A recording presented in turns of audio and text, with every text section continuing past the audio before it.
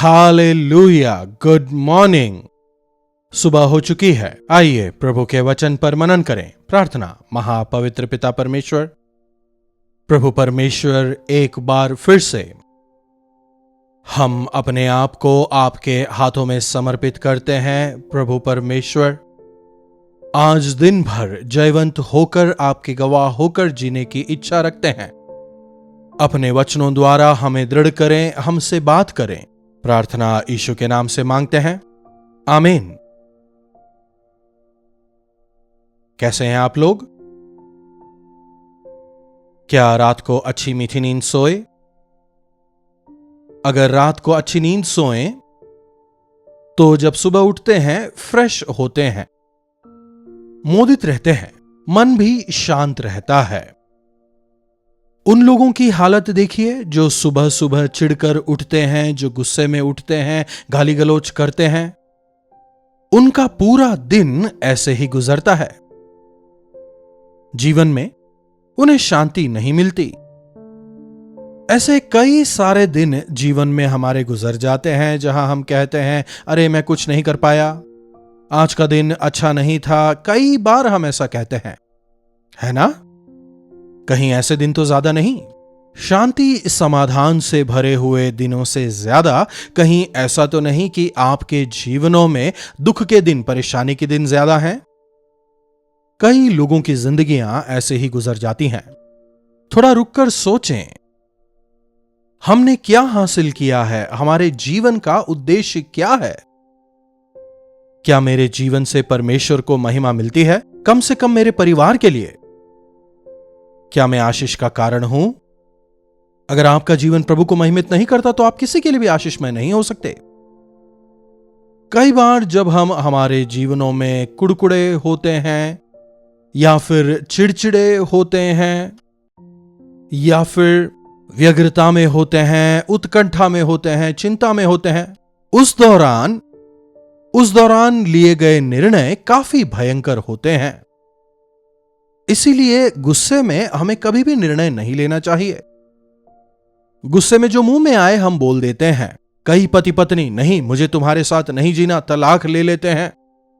गुस्से में कहते हैं ना, याद रखिएगा जो शब्द आपके मुंह से निकलेंगे वह रह जाएंगे और आगे चलकर वे बातें बुराई ही करेंगे। क्रोध को छोड़ो और आक्रोश को दूर रखो, प्रभु का वचन हमें आज्ञा देता है। परमेश्वर कैन से पूछते हैं, कैन तुझे गुस्सा क्यों आया? गुस्सा क्यों आता है बताइए? साधारणतः हमें गुस्सा आता क्यों है? अगर कोई हमारे स्वार्थ को लांघे हमें गुस्सा आता है। ऑफ कोर्स एक पवित्र क्रोध भी है। जब हम किसी बुराई को होते देखते हैं हमें उसका विरोध करना है। वह जो क्रोध है वह हानिकारक नहीं है। उस क्रोध को भी यदि हम पकड़े रहें तो शायद प्रतिफल कुछ और हो। क्रोध तो करो लेकिन पाप मत करो। बिना गुस्सा हुए तो हम रह नहीं सकते ना। जब हम गलत बातों को होता देखते हैं, जब बुरी बातें होती हैं उनके विषय में गुस्सा करना चाहिए, लेकिन पाप को स्थान ना दें। क्रोध तो करो लेकिन पाप मत करो। इसका एक और अर्थ क्या हो सकता है? पापमय कार्यों के अलावा किसी और चीज के लिए गुस्सा मत करो। कई बार हम लोग जो हमने कहा नहीं हुआ, जो हमने चाहा नहीं हुआ, इसलिए गुस्सा हो जाते हैं। जब हमारा ईगो हर्ट होता है गुस्सा आता है। द्वेष से भरे लोग नाराज हो जाते हैं। जो घमंडी होते हैं ना, केवल हिंसा ही की बातें करते हैं। यह गुण परमेश्वर के संतानों में नहीं होने चाहिए। प्रभु कहते हैं वे हमें निर्मल व्यक्ति बनाएंगे। हमें प्रेमपूर्ण हृदय हो। अपने क्रोध को अपने नियंत्रण में रखने की कृपा प्रभु हमें देंगे। मूसा जो था काफी गुस्सैल था, यानी उग्र। दो लोगों को लड़ाई करते हुए देखता है, एक को जाके मार डालता है। बहुत ज्यादा क्रोधी, बहुत ज्यादा उग्र। फिर एक और बार दूसरे दिन दो और लोगों को लड़ाई करते हुए देखता है। उनके साथ भी जाकर वो वाद विवाद वहां करने लगता है। मूसा इतना उग्र था, लेकिन एक ऐसे इंसान को अपने क्रोध को, अपनी उग्रता को अपने नियंत्रण में करने का परमेश्वर अनुग्रह देते हैं। और फिर स्वयं परमेश्वर क्या सर्टिफिकेट देते हैं जानते हैं? मूसा संसार का सबसे विनम्र व्यक्ति है। मेरा सेवक मूसा सबसे विनम्र है। विनम्रता का मतलब धीरज, सहन, दया, क्षमा। आजकल परमेश्वर के संतान कहलाए जाने वाले हम द्वेष रखते हैं, गुस्सा होते हैं, है कि नहीं? उसने मेरे साथ बुरा किया, मैं भी उसके साथ बुरा करूंगा। उसने मेरी हानि की, मैं भी उसकी हानि करूंगा। ऐसा मन हमारे अंदर ना हो। अगर हमारे साथ कोई अन्याय हुआ है तो प्रभु उसका न्याय चुकाएंगे। न्यायाधीश परमेश्वर हैं, आप और मैं नहीं, है ना? हो सकता है कुछ एक विषयों में आपने गलती ना की हो, शायद उस विषय में आपने गलती ना की हो, लेकिन आपके अंदर भी बहुत सारी गलतियां हैं ना? क्रोध तो करो लेकिन पाप ना करो। एक बार आइए इफिसियों की पत्री चलें, 4 अध्याय की 26वीं आयत पढ़ना चाहूंगा। देखिए, क्रोध तो करो पर पाप मत करो, सूर्य अस्त होने तक तुम्हारा क्रोध बना ना रहे। मैक्स टू मैक्स आपका क्रोध केवल शाम तक बना रह सकता है। अगर शाम के 5 बजे भी गुस्सा आता है तो सूर्य अस्त के पहले वह चला जाना चाहिए। सूर्य अस्त तक तुम्हारे क्रोध को बने ना रहने दो, क्योंकि क्रोध जो है एक पॉइजन की तरह है। यदि आप उस क्रोध को ऐसे ही बनाए रखेंगे तो वह द्वेष में बदलेगा, दुश्मनी में, अंततः हत्या में। हां, अगर आप उस गुस्से को ऐसे ही गांठ बांध लेंगे, अगर वैसे ही सो जाएंगे, सुबह आप जब सो के उठेंगे आपका वह क्रोध और कठोर हो जाएगा और फिर आपको नींद भी नहीं आएगी। कैसे ना कैसे मुझे उससे बदला लेना ही है। धीरे धीरे कर आपका लक्ष्य केवल वो ही हो जाएगा और उसके अलावा आप कुछ भी नहीं करने पाएंगे। क्या आपने कभी घर में डोसे का बैटर तैयार किया है? अगर रात को उसे पीस कर रखें तो सुबह फूल जाता है। वैसे ही अगर आप रात को क्रोध के साथ सोएं तो सुबह उठते उठते वह फूल कर बड़ा हो जाएगा। आप भी ऐसे कई सारे लोगों को जानते ही होंगे जिन्हें रात भर गुस्से की वजह से नींद नहीं आती। इधर करवट लेते हैं, उधर करवट लेते हैं, चलते रहते हैं, फिरते रहते हैं। ऐसा तो नहीं कि कहीं आप भी ऐसे ही हों? क्या कभी ऐसा एक्सपीरियंस आपने किया है? मतलब आपने क्रोध को खत्म नहीं होने दिया, क्षमा करने के पहले ही सो गए। सोने से पहले क्या आप प्रार्थना करते हैं? सोने से पहले घुटनों पर आकर प्रार्थना करें, प्रभु से कहें, प्रभु मैं सोने जा रहा हूं, मेरे हृदय को शुद्ध करें। अगर मैं नींद में ही मर गया तो आपके सन्मुख आने पाऊं। रात को सोने से पहले हमेशा प्रभु से प्रार्थना करके सोएं। यदि मेरी आंख यहां बंद हो तो मेरी आंख दोबारा आपके सामने ही खुलने पाए। इन दिनों में ऐसी कई सारी घटनाओं के विषय हम सुनते हैं जहां लोग सो जाते हैं और सोकर उठ ही नहीं पाते। इसलिए रात को सोने से पहले सुनिश्चित करें कि आपका क्रोध खत्म हो चुका है। जो भी हो, जिन्होंने भी आपके साथ बुरा किया है, पहले आप उन्हें अपने हृदय में क्षमा करें। भले ही वे आपको क्षमा करें या ना करें, लेकिन आप अपना कार्य पहले पूरा करें। उनका हाल परमेश्वर देख लेंगे, पहले आप अपने आप को सही करें।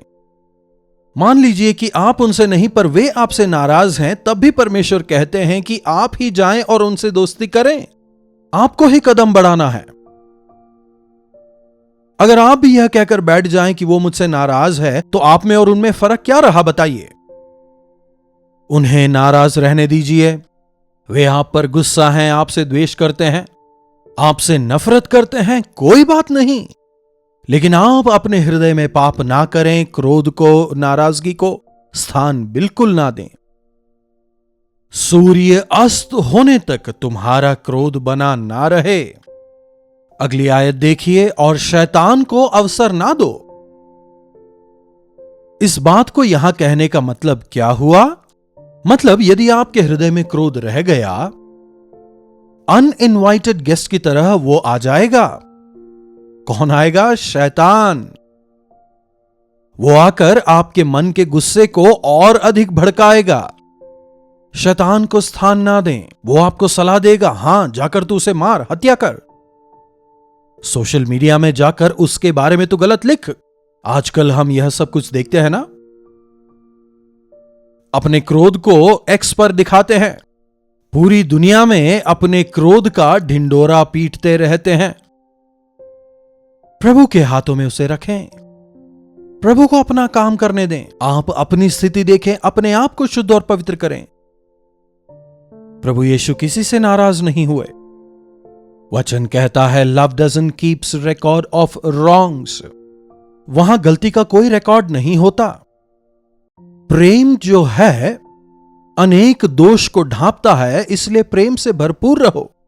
प्रेम क्षमा करता है। एक मां अगर बच्चों की गलती को मन में रख छोड़े तो कितनी गलतियां होंगी। मां कभी उन्हें याद नहीं रखती।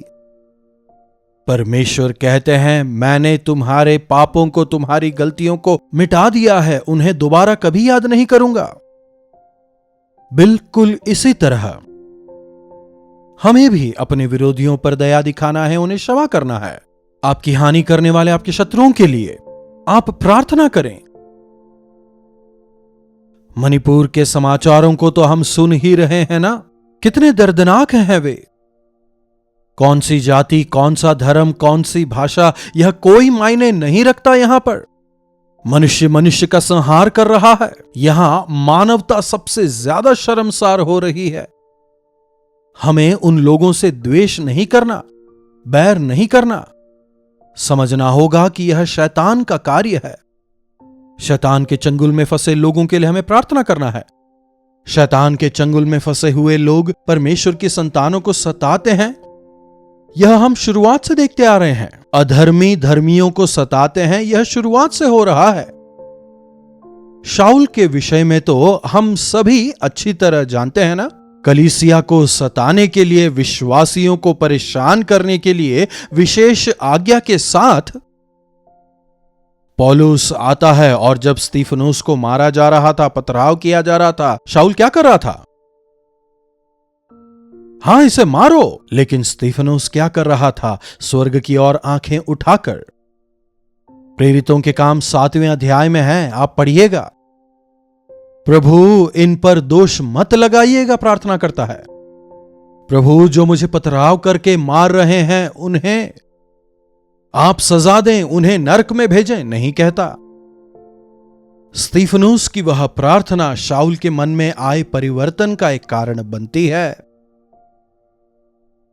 प्रभु मेरी हत्या का दोष उन पर ना आए। प्रभु यीशु मसीह जब क्रूस पर थे, हे पिता, ये नहीं जानते कि ये क्या कर रहे हैं, इन्हें क्षमा करें।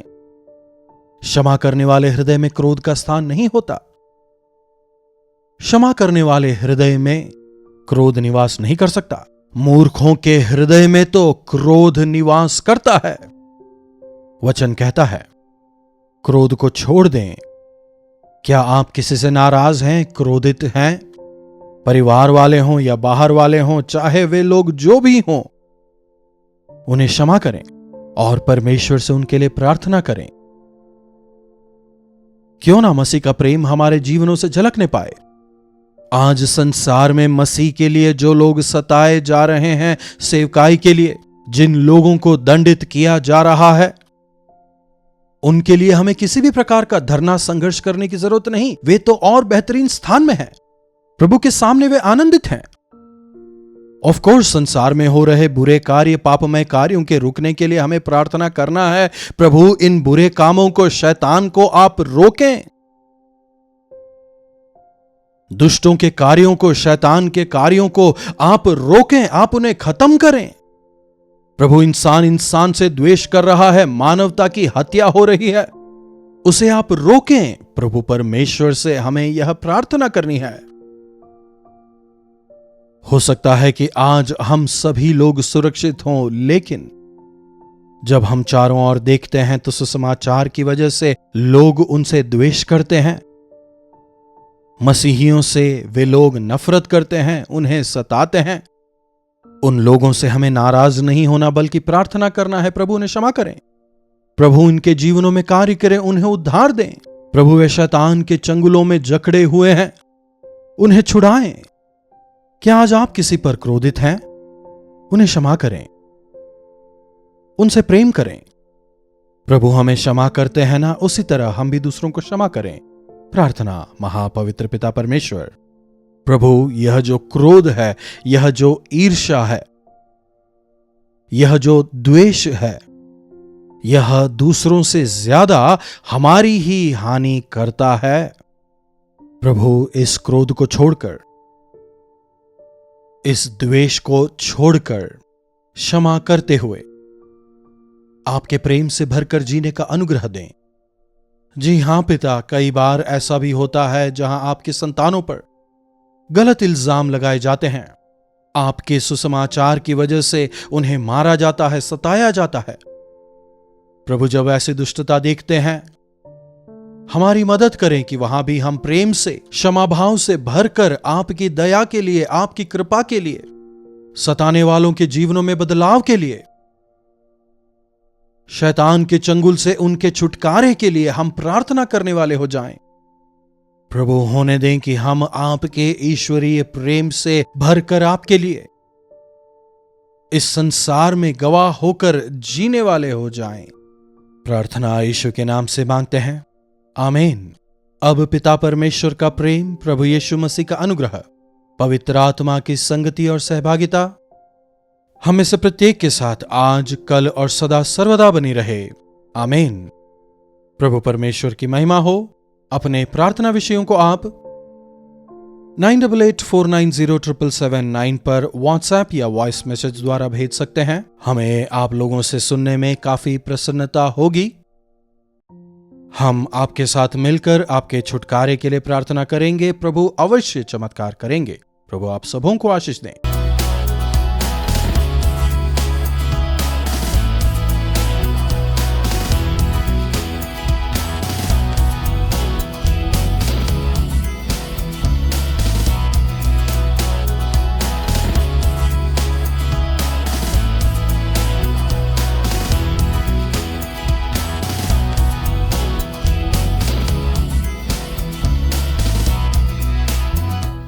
कलवरी दर्शन, ये है प्रेम के दर्शन, यीशु प्रेम के दर्शन।